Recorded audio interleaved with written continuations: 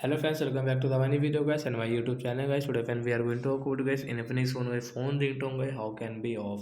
Friends we want to off guys your Infinix phone guys phone ringtone so friends, how can you off it today friends I will show you I will tell you in this video guys.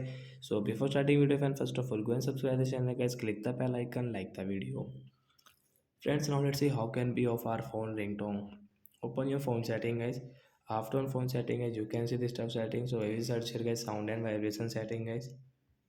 So as you can see phone sound and vibration setting we will tap here, and guys you can see sound and vibration setting guys you can use from here. So guys you can see phone ringtone one, so I will tap here and guys scroll and click on this non option guys, tap here and ok option. Second ringtone guys we will also off guys, phone ringtone guys both of ringtone guys we will off. And guys you can see guys we don't have any ringtone volume here, we don't have any sound.